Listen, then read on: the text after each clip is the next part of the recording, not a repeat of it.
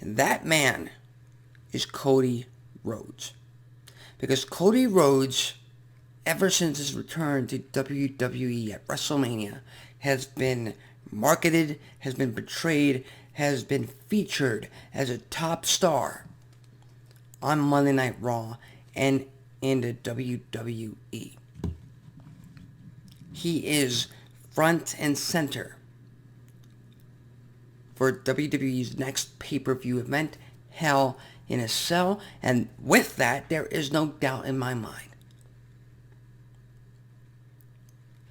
that Cody Rhodes versus Seth Rollins inside Hell in a Cell is going to main event that pay-per-view event. The real question is, where does WWE go from there? Because at this point, Cody Rhodes is just going to beat Seth Rollins at Hell in a Cell. I think that's the right choice. I think Seth Rollins can take a loss like a champ. His character is just that damn over with the crowd to the point that if he keeps losing to Cody Rhodes, it's just a matter of Cody Rhodes came back after 6 years and he's just that damn good.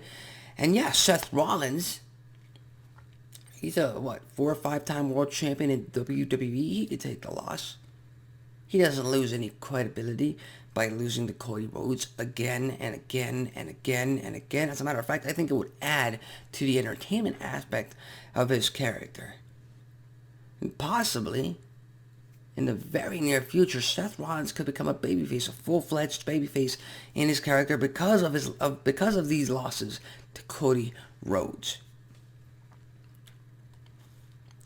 But right now, it just seems like Cody Rhodes is the guy that WWE is putting everything they can into to try and dethrone Roman Reigns, which is something that they should be absolutely shooting for, because like I said, if the match that everybody wants at WrestleMania is Roman Reigns versus The Rock, I beg to WWE, please do not have that match, Rock versus Reigns, be for any kind of championship.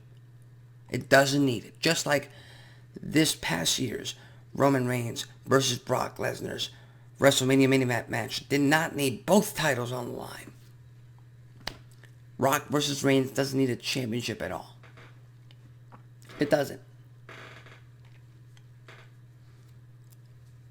So my simple solution is, if you're pretty much trying to position Cody Rhodes in a way, in a manner of having him be your next top guy for the next few years, have him win Money in the Bank. Have Roman Reigns defend his undisputed Universal Championship at Money in the Bank against Shinsuke Nakamura. There's some bad blood there. Nakamura has been positioned as a top contender for the title for a few months now. He's, in my mind, at least storyline-wise, owed a one-on-one match with the Tribal Chief. Have that happen at Money in the Bank. And have Cody Rhodes win Money in the Bank briefcase. And have him challenge Roman Reigns for the title at SummerSlam. Because at this point, there's only 2 guys that are going to dethrone Roman Reigns for the Universal Championship. And there's only, in my mind, again, this is all from my point of view, this is all from my fantasy booking, there's only 2 men and 2 places that this is going to happen. It's either going to be Cody Rhodes dethroning and beating Roman Reigns for the title at SummerSlam in Nashville, Tennessee, or it's going to be Drew McIntyre at the big UK Super Show in September. I think those are the only 2 options, because again, McIntyre versus Reigns, I predicted it earlier this year. I think that would have been a top match, your top main event for WrestleMania. They didn't go through with it. You got a Super Show in the United Kingdom, and your top star, and one of your top stars is British, Drew McIntyre. No better stage, no better opportunity for that to take place. But again, It's up to WWE.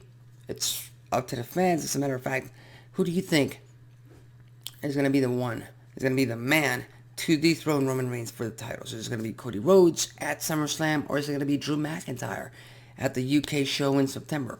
Or do you think something else is going to happen? Something else entirely, and someone else entirely is going to be able to position himself to beat the Tribal Chief in the very, very, very near future?